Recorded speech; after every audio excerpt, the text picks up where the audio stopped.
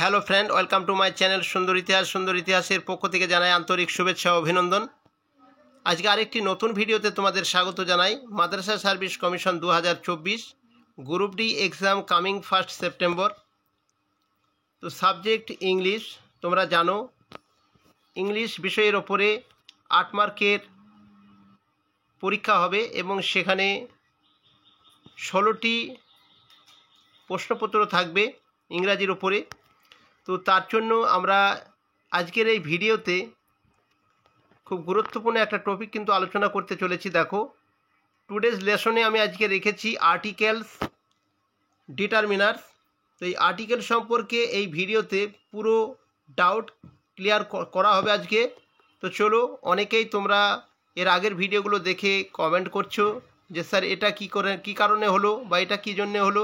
তো সেই জন্য বলবো তোমাদেরকে এই ভিডিওটা তোমরা সম্পূর্ণ দেখে নাও, তাহলে তোমাদের যেটা ডাউট মনে হচ্ছিল সেটা অবশ্যই নিজে থেকে ক্লিয়ার হয়ে যাবে। তো চলো শুরু করি। দেখো, আর্টিকেলস এখানে যেটা বলা হয়েছে সেই আর্টিকেলের ওপরেই কিন্তু এই ভিডিওটা, সম্পূর্ণ ভিডিওটা আর্টিকেলের ওপরে থাকবে। তো দেখো, এ এন এবং দিকে ইংরাজিতে আর্টিকেল বা ডিটারমিনার বলা হয়। এদেরকে আবার দুটি ভাগে ভাগ করা হয়, যথা দেখো, 1 নম্বর হচ্ছে ইনডিফিনাইট আর্টিকেলস, 2 নম্বর হচ্ছে ডিফিনাইট আর্টিকেলস। তো indefinite articles are definite articles কি, চলো আমরা জেনে নেব। দেখো, 1 নম্বরে বলা হয়েছে ইনডিফিনাইট আর্টিকেলস, কোনো কিছু অনির্দিষ্টভাবে বোঝালে তাকে ইনডিফিনাইট আর্টিকেল বলা হয়। এই ইনডিফিনাইট আর্টিকেল বলতে আমরা এ এবং এনকে বুঝি। তো চলো দেখে নেব এ এবং এনের যে নিয়মগুলো রয়েছে।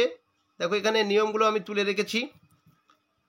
1 নম্বর যে নিয়মে বলা হয়েছে, কোনো শব্দের প্রথমে যদি এ ই আই ও ইউ ছাড়া কোনো কনসোনেন্ট ব্যঞ্জনধ্বনি থাকে তাহলে তার আগে এ বসে। খুব গুরুত্ব সহকারে কিন্তু এই লাইনগুলোকে দেখে নেবে। কোনো শব্দের প্রথমে যদি এ ই আই ও ইউ এই 5টা ভায়োল ছাড়া কোনো কনসোনেন্ট বা ব্যঞ্জন ধ্বনি থাকে তাহলে তার আগে এ বসে। যেমন দেখো, এখানে আমি কতগুলো উদাহরণ দিয়েছি, এক্সাম্পল দিয়েছি। দেখো, a goat, a cat, a lion, a tiger. তো এগুলো সাধারণভাবে আমরা দেখে থাকি। চলো তারপরে 2 নম্বর নিয়মটা কি আছে, কোনো শব্দের প্রথমে যদি ভাওয়েল থাকে, যেমন এ ই আই ও ইউ থাকে, তাহলে তার আগে সাধারণভাবে এন বসে।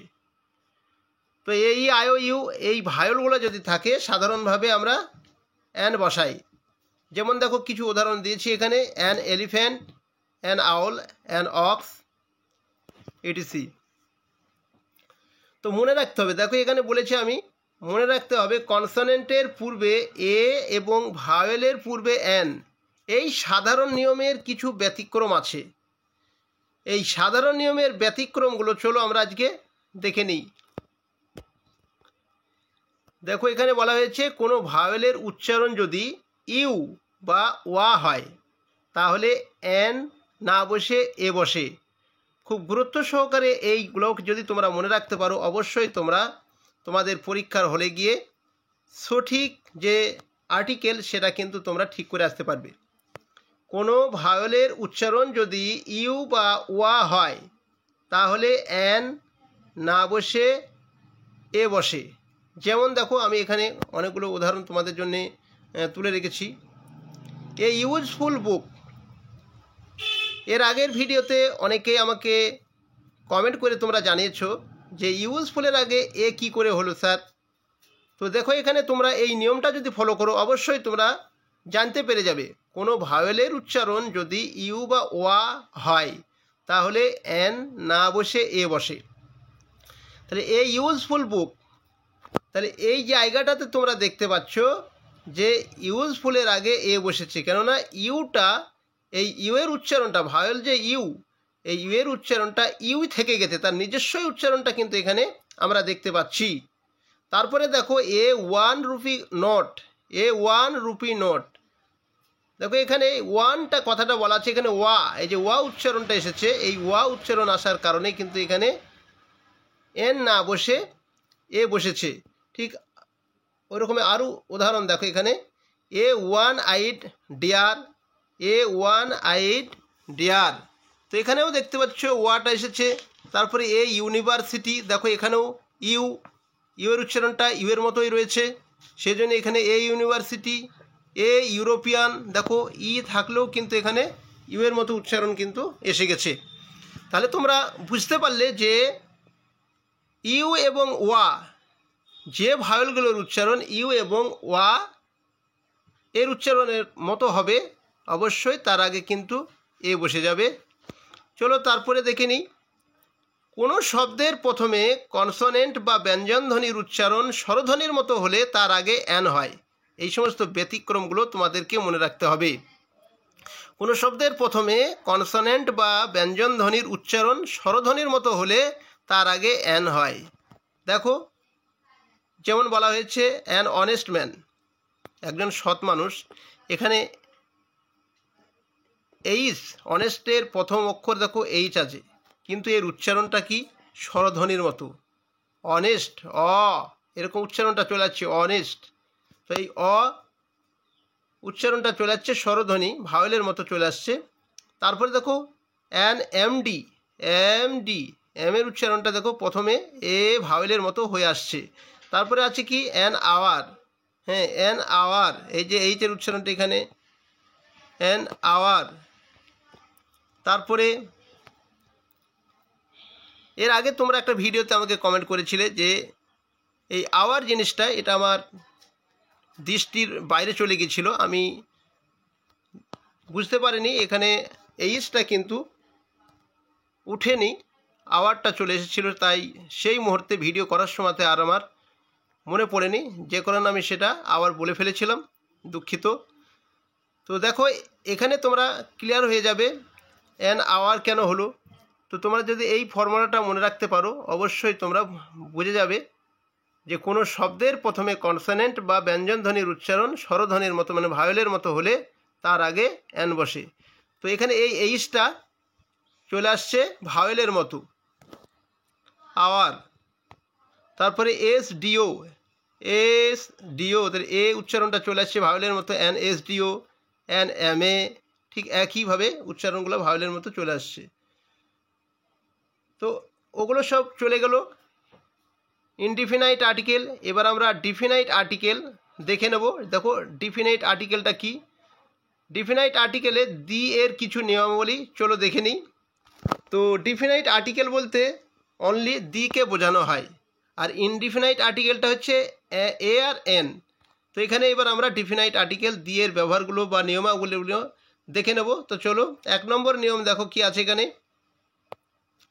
কোনো কিছু নির্দিষ্ট করে বোঝালে তার আগে দি হয়, কোনো কিছু নির্দিষ্ট করে বোঝালে তার আগে দি হয়। যেমন this is the pen that was stolen.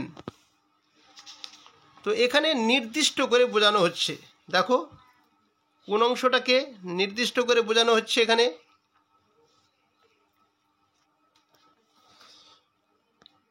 তো কলমটাকে নির্দিষ্ট করে দি পেন, আমরা দেখতে পাচ্ছি এখানে যে দি পেন এটাকে নির্দিষ্ট করে বোঝানো হয়েছে। This is the pen that was stolen, এটার মানে কি হবে, এই সেই কলম যেটি চুরি হয়ে গেছে। তো এই সেই কলম যেটি চুরি হয়ে গেছিল।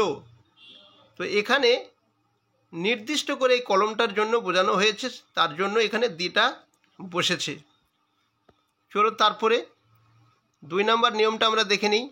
দেখো এখানে বলা আছে নদী, সাগর, উপসাগর, মরুভূমি, দ্বীপপুঞ্জ, পর্বতমালা, ধর্মগ্রন্থ, সংবাদপত্র, জাহাজ প্রভৃতি নামের আগে দি বসে।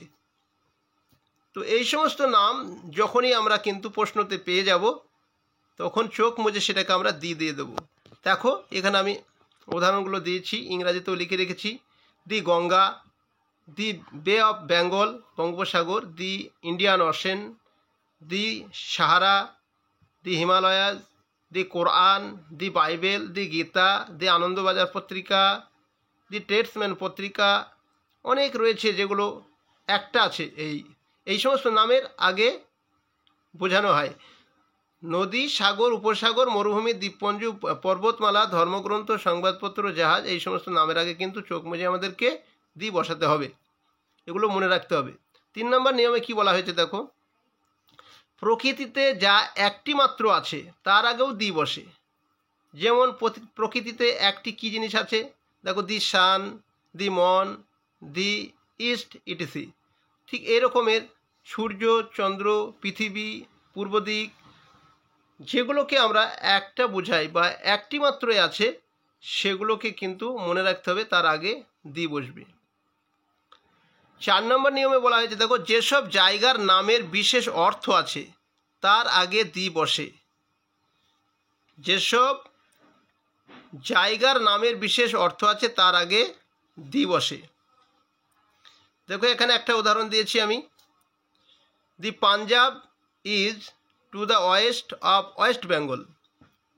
পাঞ্জাব পশ্চিমবঙ্গের পূর্ব দিকে অবস্থিত। তো এই পাঞ্জাব নামের একটা বিশেষ অর্থ আছে, যে কারণে এখানে দি পাঞ্জাব হয়েছে। চলো তারপরে আমরা 5 নম্বর নিয়মটা দেখে নেব। কোনো নির্দিষ্ট প্রজাতি বা শ্রেণী বোঝাতে কমন নাউন এর আগে দি বসে। যেমন দি dog is a faithful animal. কি বলা হয়েছে? দি dog is a faithful animal, মানে কুকুর একটি বিশ্বস্ত প্রাণী। তো এটা কুকুরটা একটা হচ্ছে বিশেষ, মানে নির্দিষ্ট প্রজাতির নাম বোঝানো হচ্ছে এখানে, যে কারণে এখানেও দি বসে যাচ্ছে। চলো তারপরে 6 নম্বরের প্রশ্নটা আমরা দেখে নিই। 6 নম্বরে যেটা বলা হয়েছে নিয়মে, কোনো দেশের সংক্ষিপ্ত নামের আগে দি বসে। যেমন দি ইউকে, দি ইউএসএ, মানে ইউনাইটেড স্টেট অফ আমেরিকা। তো এই সমস্ত সংক্ষিপ্ত যে সমস্ত দেশের নাম আছে তাদের আগে কিন্তু দি বসে, এটা মনে রাখতে হবে। 7 নম্বর নিয়মে বলা হয়েছে, সাধারণভাবে কোনো ম্যাটেরিয়াল নাউন বা কোনো পদার্থের নামের আগে আর্টিকেল বসে না, কিন্তু বিশেষভাবে নির্দিষ্ট করা হলে দি বসে। এটাকে মনে রাখতে হবে, বিশেষভাবে নির্দিষ্ট করা হলে সেক্ষেত্রে দি বসে। দেখো এখানে বলা হয়েছে, কোল ইজ ব্ল্যাক, কয়লা কালো, but the coal of Raniganj is a good quality. বলা হয়েছে রানীগঞ্জের কয়লা ভালো। তাহলে এই ক্ষেত্রে দেখো, কোল ইজ ব্ল্যাক, কিন্তু এখানে কোনো দি বসেনি, কিন্তু যখন নির্দিষ্ট করা হলো যে the coal of Raniganj is a good quality, রানীগঞ্জের কয়লা যখন ভালো বলা হলো, তখন কিন্তু এটা তার নির্দিষ্ট করে বোঝানো হলো, যে কারণে এখানে কোলের আগে, মানে কয়লার আগে দি বসে গেল। চলো তারপরে 8 নম্বর নিয়মে কি বলেছি দেখি। সাধারণভাবে কোনো অ্যাবস্ট্রাক্ট নাউন, অর্থাৎ যা ধরা ছোঁয়া যায় না, কেবল অনুভব করা যায়, তার আগে আর্টিকেল বসে না, কিন্তু নির্দিষ্ট করে বোঝালে এরূপ ক্ষেত্রেও কিন্তু দি বসে। যেমন দেখো, honesty is the best policy. এখানে বলা হয়েছে honesty is the best policy, but the honesty of this men is well unknown. তো এক্ষেত্রে দেখো, সততাই শ্রেষ্ঠ নীতি, সততাই শ্রেষ্ঠ নীতি, কিন্তু যখন এখানে যে লোকটির সততার কথা বলা হয়েছে বা তার যে অয়েল ননের কথা বলা হয়েছে এখানে, তো সেই বিষয়টা কিন্তু বোঝানোর জন্যেই কিন্তু এখানে দিটা বসেছে প্রথমে। The honesty of this man is well unknown, well known. তারপরে দেখো, এছাড়াও সাধারণভাবে প্রপার নাউনের পূর্বে কোনো আর্টিকেল বসে না, কিন্তু দুটি প্রপার নাউনের তুলনা বোঝালে যার সঙ্গে তুলনা করা হয় তার নামের আগে দি বসে। যেমন Mumbai is the Manchester of India. দেখো এখানে কি বলা হয়েছে, Mumbai is the Manchester of India.